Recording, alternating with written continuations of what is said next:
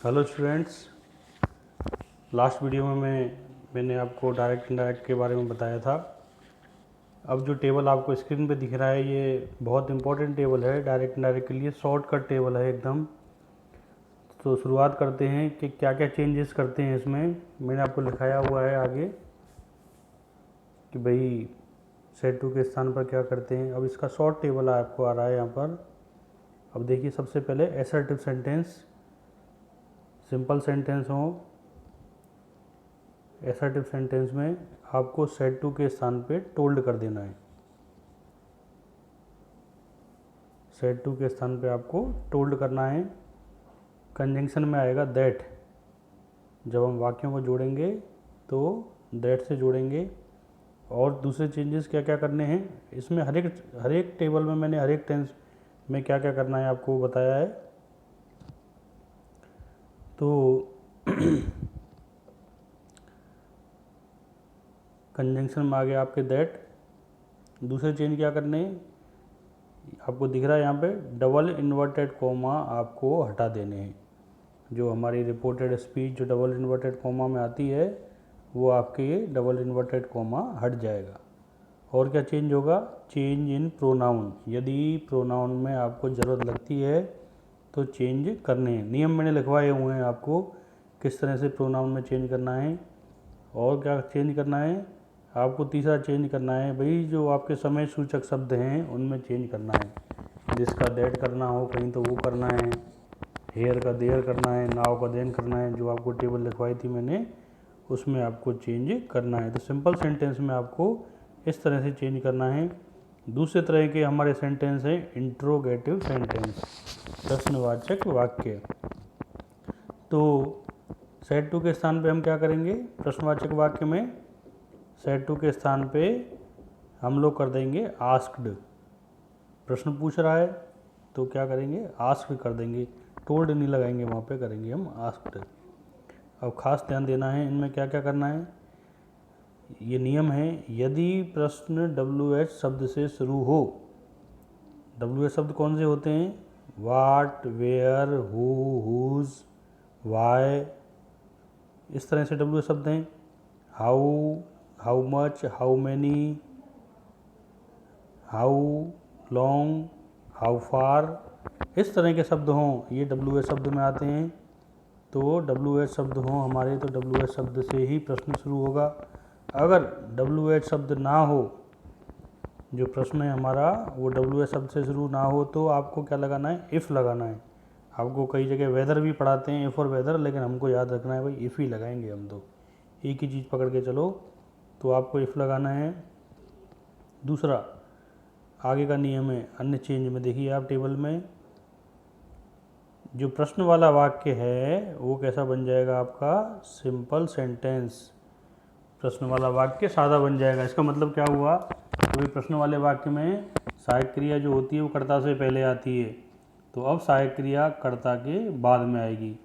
और क्या चेंज है, प्रश्नवाचक चिन्ह हट जाता है। जो इंटरोगेटिव मार्क होता है आपका वो हट जाता है। प्रश्नवाचक चिन्ह हट जाएगा आपका, इस तरह का जो चिन्ह है वो आपका हट जाएगा। WH शब्द के बाद कर्ता एवं उसके बाद हेल्पिंग वर्ब आती है। मतलब भाई WH शब्द है तो WH शब्द लगा दोगे आप। जैसे वैन है तो वैन ही लगाओगे कंजंक्शन में। लेकिन यदि WH शब्द नहीं है तो कौन से शब्द आते हैं, do, does, is, are, am, was, were, फिर आपके has, have, had, can, could, may, might, will, would, shall, should, इनसे आपका क्वेश्चन शुरू हो तो आपको इफ़ लगाना है। मैं सारा चीज़ लॉन्ग लिखवा नहीं रहा हूँ आपको, वो आपको समझना है। काफ़ी चीज़ें आपको याद भी रखनी है और ये आपने पढ़ी हुई हैं पहले, तो आपको यहाँ लिखना हो तो आप यहाँ लिख सकते हो, साइड में टेबल में आप यहाँ पे लिख सकते हो इस तरह से कि भाई क्या क्या है, do, does, did, is, are, am, was, were, has, have, had, ऐसे यदि शब्द आएँ इनसे क्वेश्चन शुरू होता हो आपका तो आपको क्या लगाना है, इफ़ लगाना है। नहीं तो आपको क्या लगाना है, आपको WH शब्द से ही प्रश्न शुरू करना है। और ख़ास बात आपको ये ध्यान रखनी है कि WH शब्द से प्रश्न शुरू हो रहा हो या इफ़ लगाना है आपको तो उसके बाद में कर्ता आएगा, उसके बाद में सहायक क्रिया आएगी। ये आपको नियम याद रखना है। अगले सेंटेंस हैं वो हैं इम्पेरेटिव सेंटेंस, आज्ञार्थ वाक्य। इसमें क्या करना है आपको, इसमें मान लो जैसे भाई आज्ञा दे रहा हो, ऑर्डर, रन फास्ट, इस तरह के ऑर्डर आते हैं भाई। आगे मैं आपको एग्जांपल समझा रहा हूँ इसी में ही। तो आपको कोई ऑर्डर आ रहा हो तो आज्ञा का भाव हो तो ऑर्डर लिखना है। प्लीज़ जैसे शब्द आ रहे हों तो आपको प्लीज़ वाले वाक्य में रिक्वेस्टेड लिखना है, लेकिन प्लीज़ हटा दोगे आप। जब आप डायरेक्ट स्पीच से इनडायरेक्ट बनाओगे तो प्लीज़ हटा दोगे। कोई मान लो सलाह दे रहा हो, एडवाइस दे रहा हो, तो आपको सलाह का भाव लिखना है। किसके स्थान पे लिखोगे आप, सेड टू के स्थान पे आपको इस तरह के वर्ड लिखने हैं। सेड टू नहीं भी आता है, अभी मैं आपको एग्जांपल दे रहा हूँ उसमें सेड टू नहीं आता है, खाली 4 लोग 2 जने आपस में बात कर रहे हैं तो हमको समझ जाना है कि भाई ये सेड टू ही है। आपको लास्ट में एग्जांपल आएंगे, फिर आपको पता चलेगा भी बोर्ड में किस तरह के एग्जांपल आते हैं। तो इसमें आपको क्या करना है कि जैसे कहे don't run fast, Manoj said to Manish don't run fast, तो क्या हो जाएगा, Manoj ordered Manish not to run fast. Don't वाले आए मान लो, ऑर्डर डोंट में दिया हो तो नॉट टू आ जाता है हमारा, और उसके बाद में क्रिया का फर्स्ट फॉर्म आ जाता है। क्रिया का फर्स्ट फॉर्म आ जाएगा भाई, आपको फर्स्ट फॉर्म लगाना है। टू के बाद में V1 आता है, इसके लिए चाहे डोंट से शुरू हो चाहे टू से शुरू हो आपको V1 लगाना है। और यदि पॉजिटिव में हो ऑर्डर तो आपको क्या करना है भाई, कहा भाई कि रन फास्ट, तो Manish told Mahesh to run fast. क्रिया टू लगा के कंजंक्शन में क्या लगाओगे आप, टू लगाओगे यहाँ पर।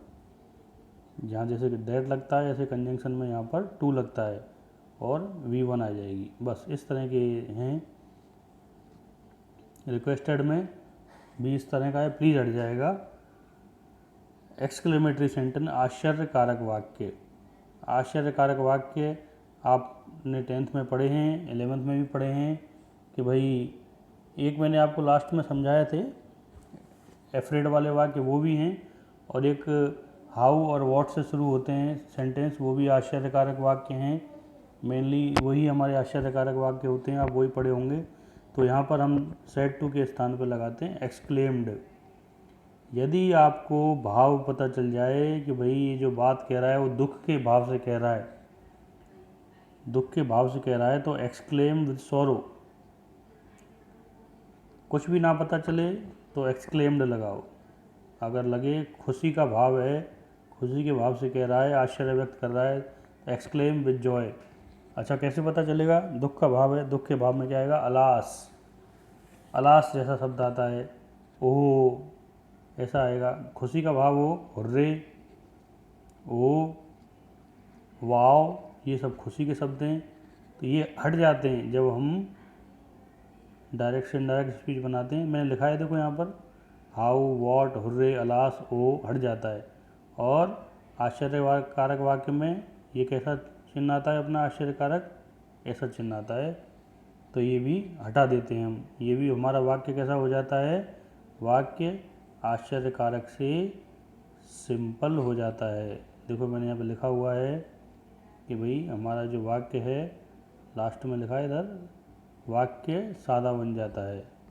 आश्चर्यकारक से वाक्य जो है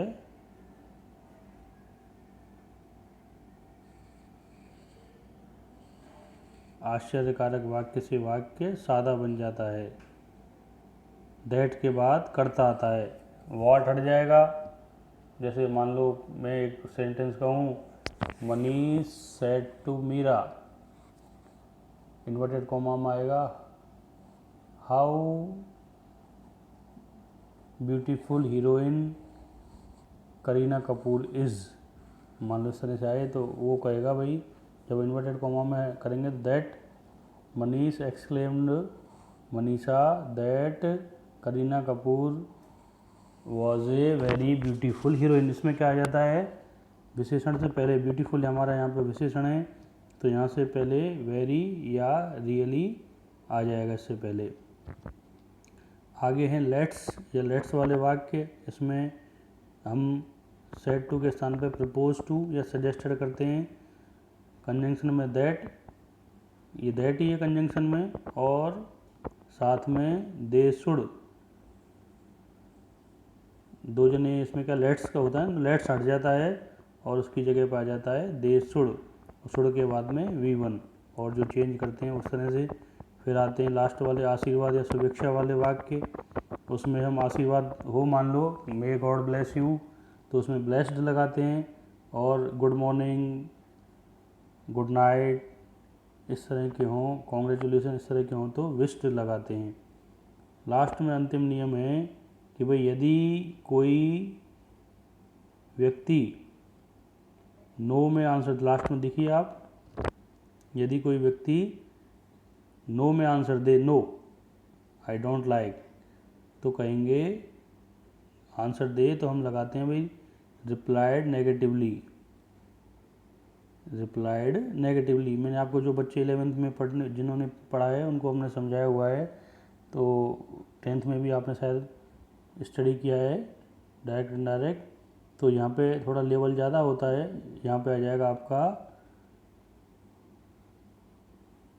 रिप्लाइड नेगेटिवली, और यदि पॉजिटिव जस्ट से दे तो रिप्लाइड पॉजिटिवली, सिंपल सी बात है, इसमें कौन सी वो है भाई। और यदि व्यक्ति कोई दो सेंटेंस बोलता है तो एडेड आ जाएगा। यदि दोबारा मान लो पहला सेंटेंस वो सिंपल बोल रहा है, दूसरा प्रश्नवाचक है, तो हम वहाँ पे क्या कर देंगे, एंड आस्क्ड कर देंगे। यदि आश्चर्य व्यक्त कर रहा है दूसरे सेंटेंस में तो एंड एक्सक्लेम्ड कर देंगे। इस तरह से हम वाक्यों को जोड़ने के लिए इनका प्रयोग करते हैं। अब आप ये सेंटेंस में, ये फ़ोटो में आप देख रहे होंगे, कुछ मैंने सेंटेंस आपको मैं समझा रहा हूँ, यहाँ पर एग्जाम्पल दिए हैं आपको, आप PDF में से आप इन एग्जाम्पल को कर सकते हो।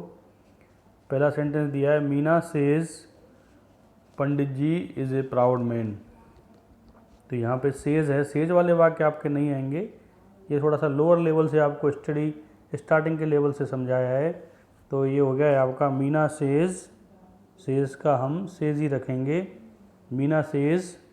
अगर कोई दूसरा सुनने वाला होता है यहाँ तो हम टेल्स कर देते हैं, यहाँ कोई सुनने वाला है नहीं, खाली मीना ही बोल रही है।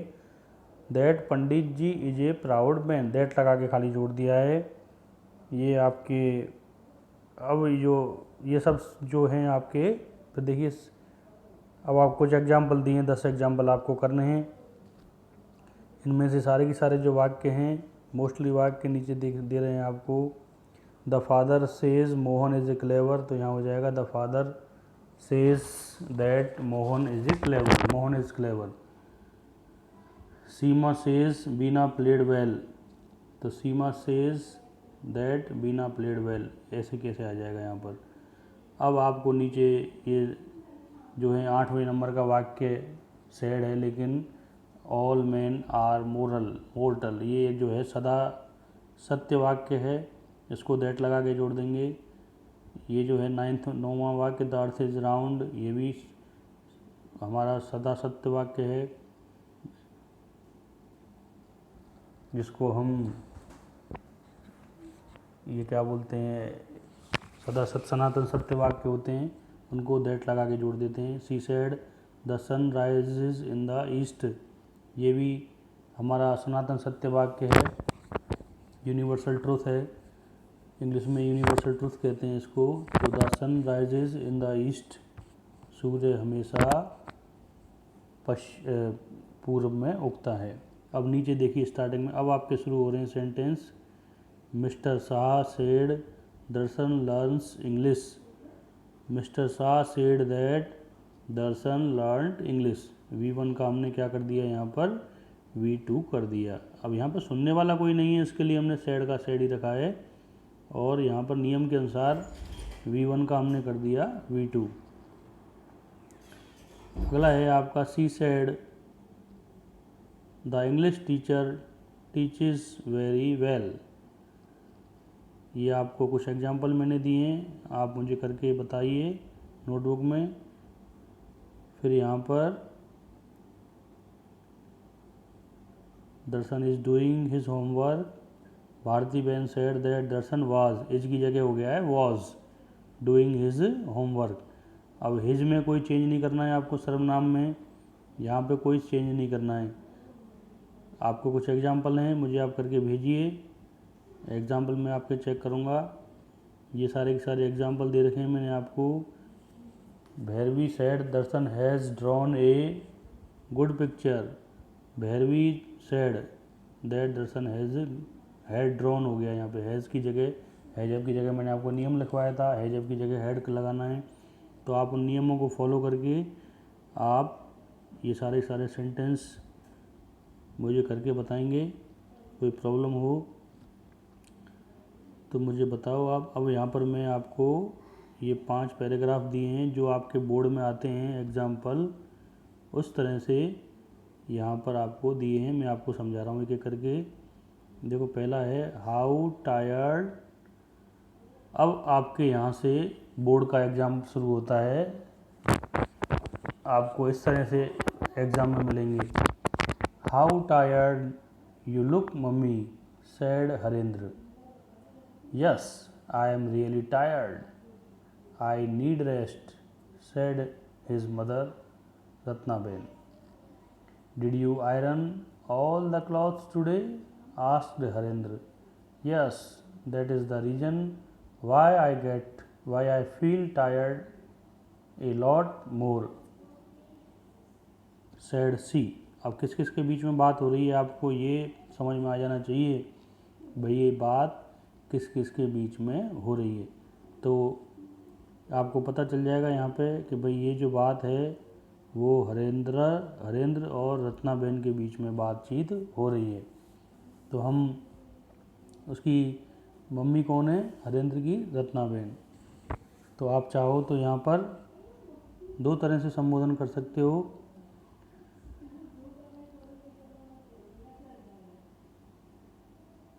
Harendra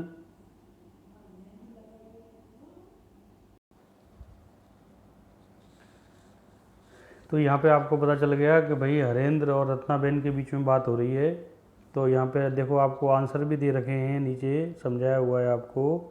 Harendra told his mother रत्नाबेन, दोनों आ गए यहाँ पे कि भाई हरेंद्र ने अपनी मम्मी रत्नाबेन से कहा, एनेक्सियसली आतुर होके कहा। अब आपको ऐसे वर्ड पता चले तो ठीक है, अदरवाइज आपको डायरेक्ट लिख देना है भाई। अब यहाँ पे ऐसे टोल्ड की जगह पे आपको एक्सक्लेम्ड लगाना चाहिए था अकॉर्डिंग टू अपने नियम के, क्योंकि आश्चर्यकारक वाक्य है। तो आप लगा सकते हो कि हरेंद्र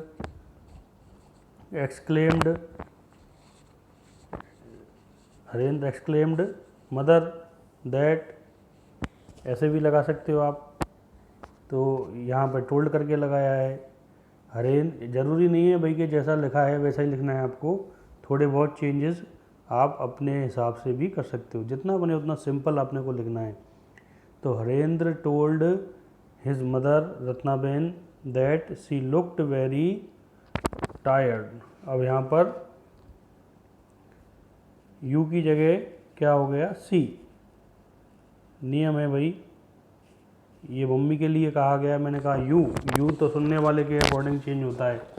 सुनने वाला कौन है, हरेंद्र की मम्मी रत्नाबेन। तो यहाँ पे हो गया सी। और लुक्ड V1 का हो गया V2 लुक्ड। मैंने कहा आपको भाई कि आपको जो हमारा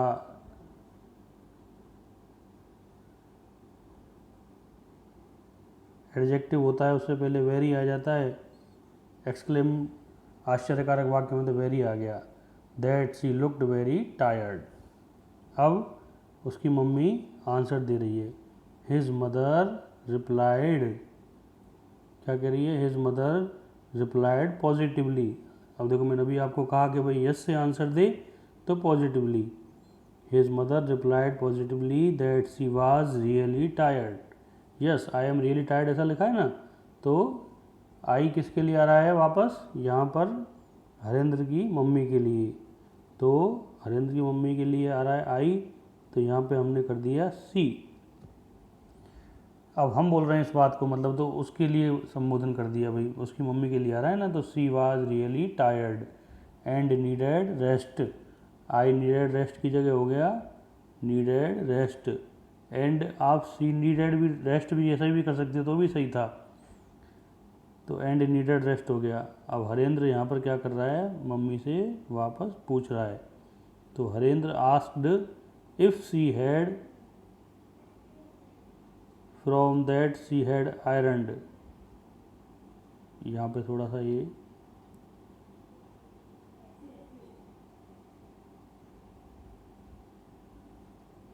Harendra asked if she had, अब देख लीजिए यहाँ पे आप क्या होगा, did you iron all the clothes today. अब डिड है, डिड हमारा जो क्या है हेल्पिंग वर्ब है, हेल्पिंग वर्ब में डिड है तो हमको जो कंजंक्शन है वो लगेगा इफ़, तो हरेंद्र आस्क्ड हर इफ़। अब यहाँ पर जो यू है वो पहले आ गया, डिड का हम कर देते हैं हैड, डिड चला जाएगा बाद में, सी के बाद आ गया हैड, तो शी हैड आयरनड, V3 आ जाएगा, हेड के साथ में आता है V3, यहाँ डिड के साथ में V1 है आयरन, तो हो जाएगा Harendra asked if he she had ironed clothes that day, today का हो जाएगा that day, if she had ironed all the clothes that day, नीचे दिया ना आपको that she had iron all the clothes that day. Yes, अब हम करेंगे यहाँ पर कि भाई सी रिप्लाइड, अब हरेंद्र की मम्मी जवाब दे रही है, आज का हरेंद्र हो गया, अब हरेंद्र की मम्मी जवाब दे रही है भाई कि हर मदर हिज मदर या Harendra mother replied positively that, conjunction आ जाएगा वापस दैट, और फिर दैट लगाएंगे यहाँ पे, that was the reason why she felt, why she feel का हो जाएगा फेल्ट,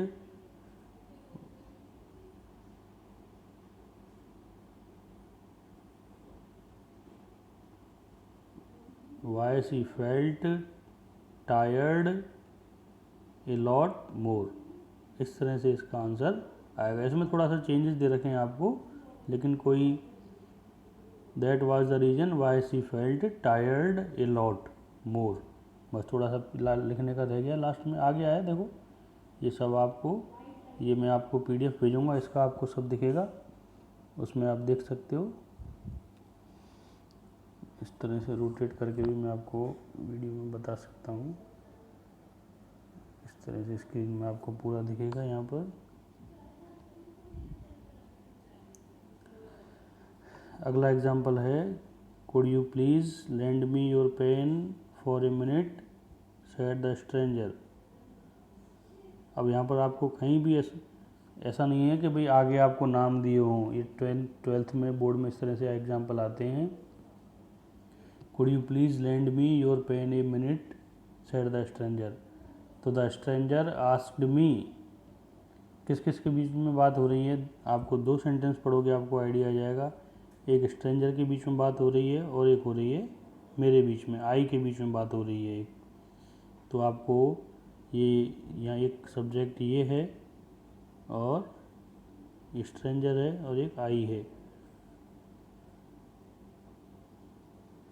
तो the stranger asked me, could you आ रहा है ना, रिक्वेस्टेड भी कर सकते हो, और आप प्रश्न भी पूछ रहा है, रिक्वेस्ट करते हुए पूछ रहा है, तो the stranger asked me with respect, please लगाया है इसलिए आ गया यहाँ पे respect, the stranger asked me with respect if I could land. अब यहाँ पे देखिए आप, कुड से प्रश्न शुरू हो रहा है हमारा यहाँ पर, ये जो क्वेश्चन है वो किससे शुरू हो रहा है, कुड से। तो इसके लिए यहाँ पे आ गया इफ़। अगर WH शब्द होता तो हम WH शब्द से ही प्रश्न को शुरू करते। तो the stranger ask me with respect if I could land. Could के साथ में V1 ही लगाना है आपको, यहाँ पे V2 नहीं करना है। Can, could, may, might, will, would, shall, should के साथ में V1 ही आता है, ऐसा नियम है। इसके लिए आपको लेंट नहीं करना है। कह रहा है भाई कि क्या आप 1 मिनट के लिए आप मुझे अपना पेन उधार दे सकते हो, ऐसा अजनबी ने मेरे से कहा। तो ये ध्यान रखना है आपको। If I could land him, सर्वनाम में चेंज हो गया है, स्ट्रेंजर के लिए आ गया हिम, और योर की जगह हो गया है माई, क्योंकि वो मेरे से कह रहा है। Pen for a minute, I replied him negatively. अब देखो नो, मैंने उसे नकार में जवाब दिया। देखो यहाँ पे मैंने कहा था ना आपको उसमें कि भाई नो से क्वेश्चन शुरू हो हमारा, नो से जवाब दें तो हम कह देंगे रिप्लाइड नेगेटिवली। तो हमारा आ गया यहाँ पे replied negatively. I don't like to give my pen to anybody, said I. इस तरह से आप एग्जाम्पल, इनके आंसर दिए हुए हैं, आप आंसर लिखिए इनके, समझिए इनको। कोई क्वेश्चन हो आपको तो मैं आपको और भी नेक्स्ट वीडियो में आपको बताऊंगा, ठीक है। इसके आंसर भी हैं, क्वेश्चन भी हैं। अगली वीडियो में मैं आपको और भी एग्जाम्पल देता हूँ। सारे 5 एग्जाम्पल लिखिए, आप समझिए। कोई प्रॉब्लम हो तो आप मुझे कमेंट बॉक्स में शेयर करिए, मेरे वीडियो में आप मुझे बताइए, ठीक है। Thank you dear.